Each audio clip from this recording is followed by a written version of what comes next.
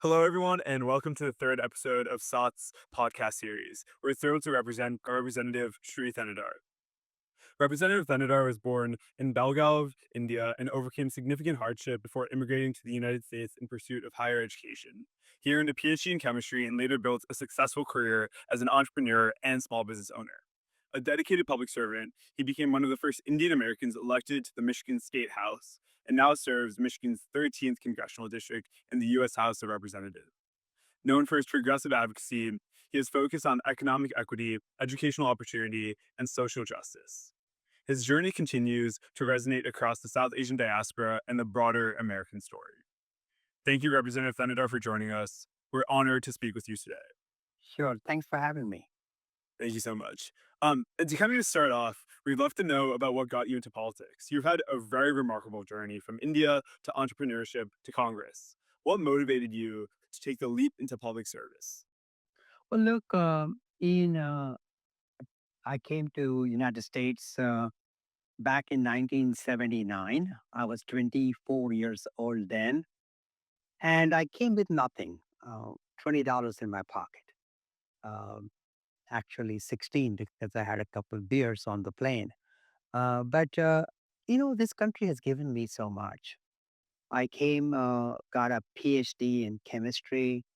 I did my postdoc at the University of Michigan in the early 80s. Worked as a chemist, help support my family living in poverty in India. And coming to the United States, getting the education, getting a job here in the United States helped me raise my family out of poverty. So I am so grateful to the United States. I'm so grateful to this great country that I adopted as my place to live rest of my life. And I felt that this country has given me so much. In 1990, I started a small business that grew into a multi-state national pharmaceutical innovation company. And so that business success was spectacular. I felt I achieved my American dream, and I felt I gotta go help others because people in this country, especially in impoverished areas, urban areas, areas like Detroit, Michigan, people don't have access to their American dream. And I felt it is important for me to go help others. And with that thought in mind, I said, the goal of my life isn't go keep accumulating wealth, but to go help others. And with that thought, I sold my business, took some of the money that I got from the sale of my business, and I distributed that to all of my employees, and then decided to venture into public service. Yeah, definitely. I mean, that's such an inspiring story. And I think that a lot of South Asian youth kind of want to go into public service, but are afraid and don't know what, the next steps are for that. And there's also these cultural burdens that we have. So I guess kind of our question following up on that is what advice do you give to these Gen Z South Asians who feel torn between cultural expectations and, that call for public service and political activism? Well, don't listen to your parents. A lot of times, Asian parents want to shape the careers of their children. And really, it's important that we let the children, the kids, young people to make their own choices. Their choices should be not because to meet their parents' expectations. Their choices must not be to do what is considered normal in the South Asian culture.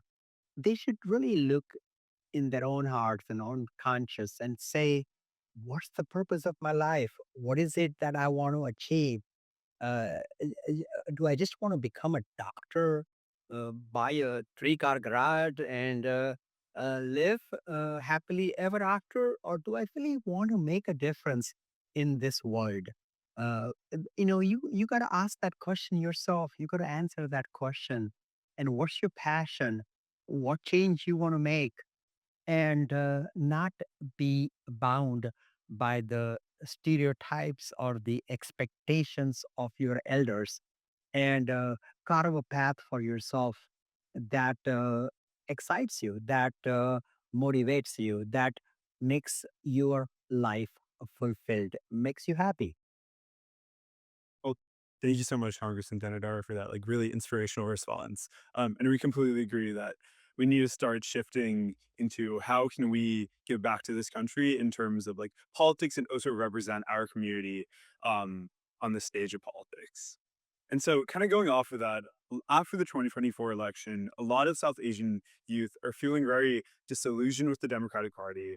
And they're feeling also just like political apathy, where they just don't think politics is a place to make real change. And that the machine of politics will always just continue in the same way. And so, we've also seen a shift towards the right in a lot of minority communities and just constantly just across the country that minorities were voting for Trump and they were taken by the policies and the ideology that he was pushing. And so we would love to know, given the results of the 2024 election, how do you interpret this continued appeal of Donald Trump among certain voting demographics? Well, what I find interesting is that people that voted for Donald Trump also voted for Bernie Sanders in the past. People that voted for Donald Trump also voted for AOC in New York. Uh, so it's not so ideological. I think people are tired of politics as usual, and whether it's practiced by Democrats or Republicans, people are tired of the government not serving the people, the bureaucracy in Washington D.C., uh, the hypocrisy of politics and politicians is really people are turned off by that. People are turned off by uh, empty words. People are turned off by inaction. People are turned off by the enormous influence of big money in politics. People are turned off by the corruption, and people are looking for something different, something authentic, something they can trust. Unfortunately, Trump isn't it. Trump isn't the change that we need or want. Trump is really represents the money interest. Trump represents himself.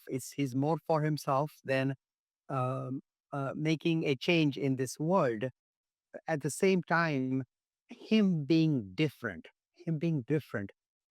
from the system. He talks differently. He is a has great marketing skills, branding skills, and all of that influenced people that they felt he is the change maker that we need. Unfortunately, that's far from truth. Yeah, I mean, that's completely right. And I think you made a really excellent point when you said the people who voted for Trump also voted for Bernie, they also voted for AOC. And that kind of leads us into our next question is how can the Democratic Party and progressives in general present this more compelling economic vision to those who feel left behind? I think that's kind of the key facet of Donald Trump was that people thought, this guy's going to make more money in my pocket, gas prices will go down, my eggs will be cheaper. How can the Democratic Party and progressives in general model that? Well, look, we gotta be first and foremost be authentic. That's what people want. First and foremost, we need to uh, improve people's lives. We are in politics. We are in government because we have an ability to make people's lives better.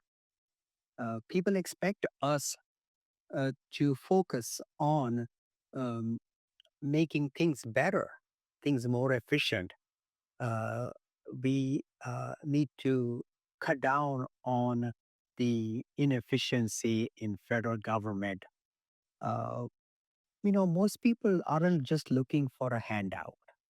Most people, and I represent a district that is 25% of the people in my district are at or below poverty. And these people are not just looking for a handout, they want to uh, be on their own feet, stand on their own feet. They want to make a difference. They want to earn skills, learn more skills, uh, be entrepreneurs. They have dreams, and we need to go. Democrats and progressives need to go beyond that. Beyond uh, the just giving people and a helping people out, because we do. People need to be helped because many of the people are in tough situations, like the supplemental food program that Trump is trying to cut. That puts food in the hungry children, that feeds hungry children, feeds hungry families. These social programs are critical, but progressives and Democrats need to think beyond that. I grew up in poverty, dire poverty, sleeping on the floors. There are times in my life, early childhood, where days went by, hours went by, where I never saw a meal. There are times when I didn't know when my next meal is going to come, where it's going to come. So I understand the struggles. I lived in a home that had no running water. I lived in a home uh, eh, where we couldn't pay our medical bills. We couldn't, so there is, I understand the struggles, but the way out of that is not just uh, government programs that are band-aids to this. We need to fundamentally change our society, create opportunities for people. That's what young people are looking for today, not just a handout, but they want opportunities, opportunity to learn, make education more affordable. Getting out of college with $70,000 loans that you spend a lot of your life paying back. That's not a education system that we should be proud of. We need to make the education a lot more affordable, accessible, and we need to, those who do not want to go to a 4-year college, we need to create for them skill sets, skills training that will allow them to acquire the skills they need, whether an electrician, a plumber, a welder, a computer specialist, a cyber technology specialist, whatever those skills are. We got to let people have those skills, give young people a life, and not be so dependent on social services alone for them to live a life of dignity, respect, be able to raise a family because they are on their own feet. We need to promote entrepreneurship. We see such a huge divide between the rich and the poor. The rich are getting richer, the poor remain in poverty for generations.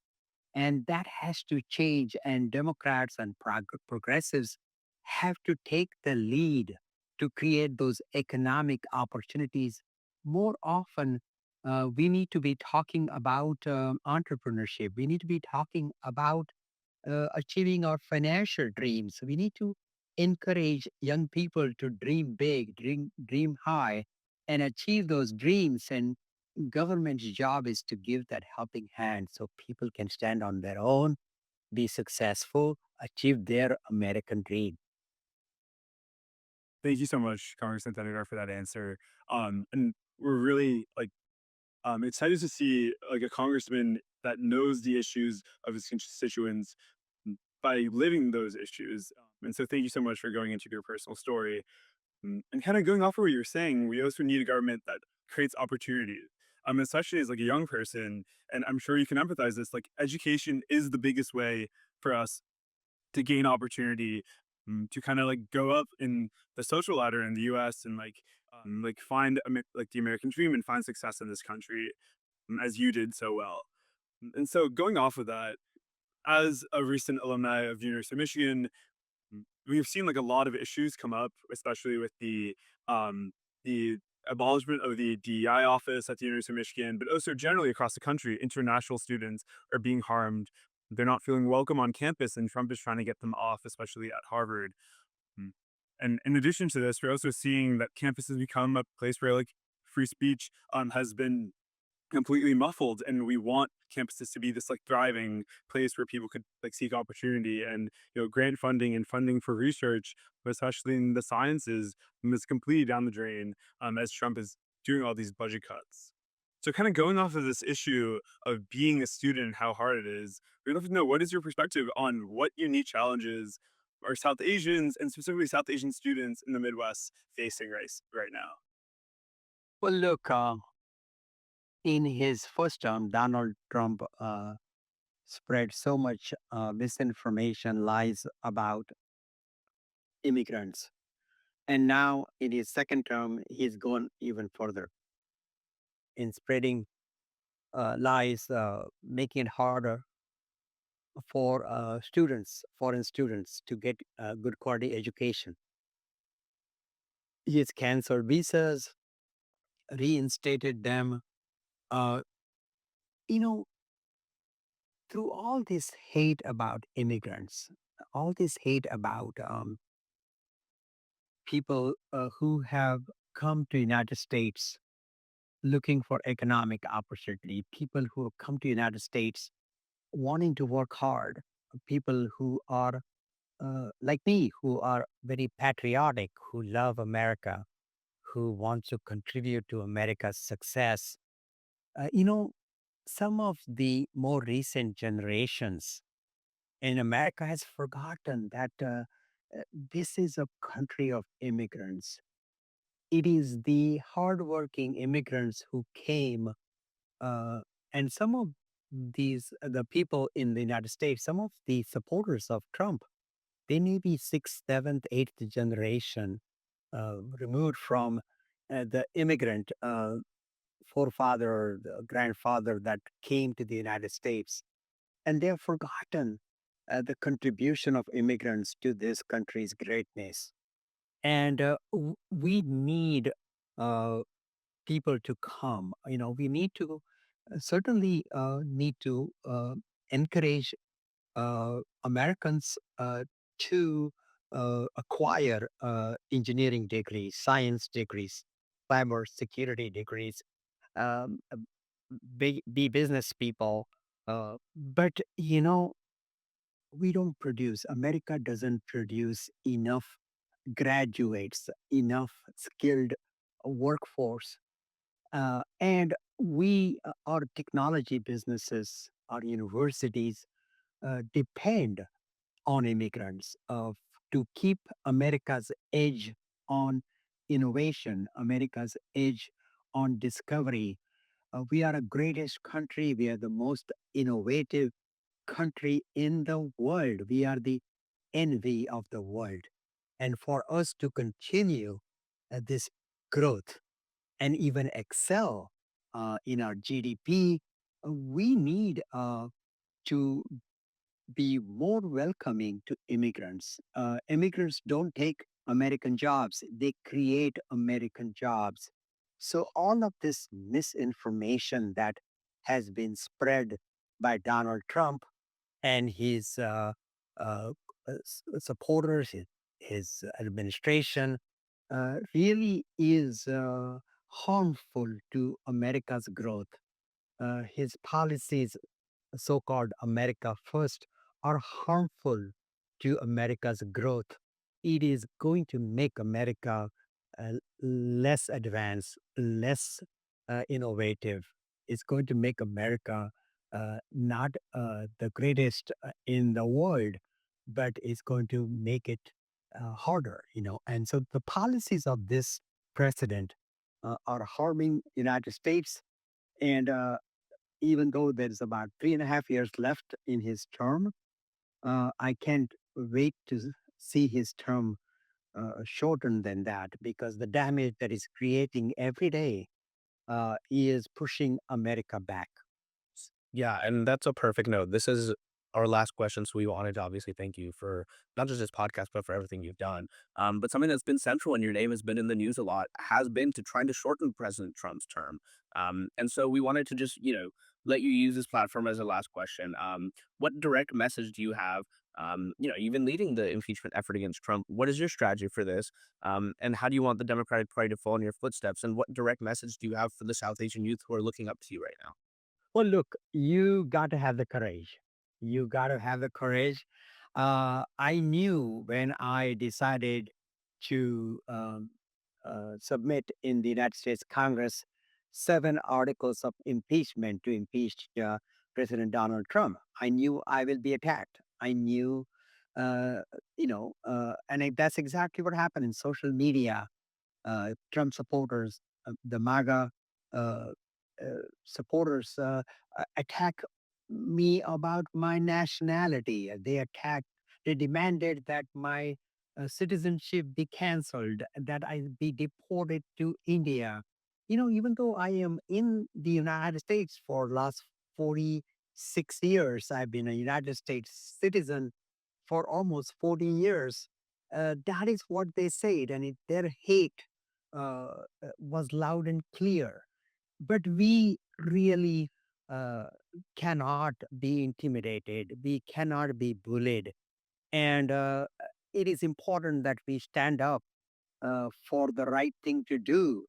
And if that means we're going to be ridiculed, that means my office is going to get dozens of threatening calls and emails.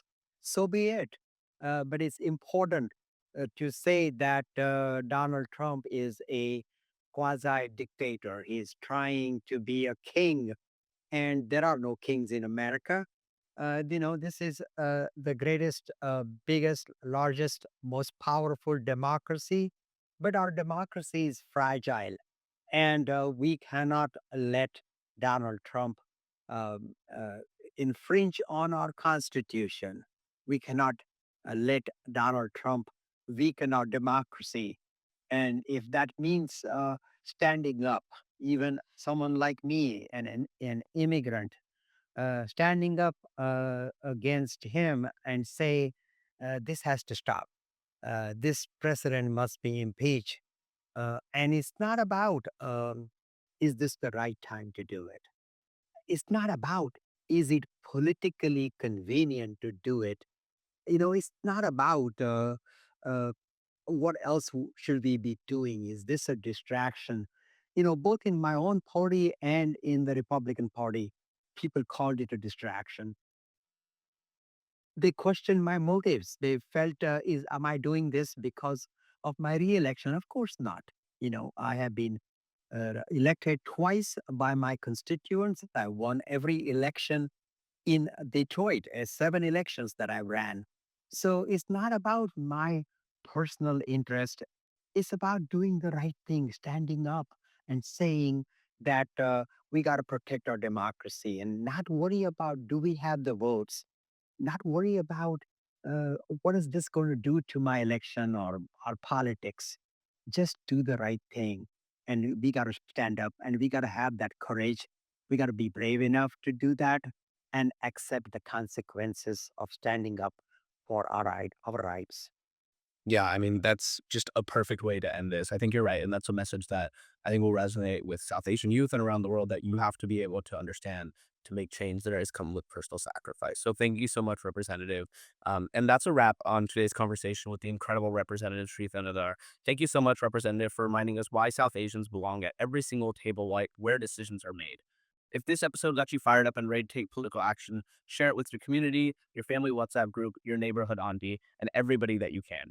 Use your voice and remember you always have the power to create change. Join SAATH.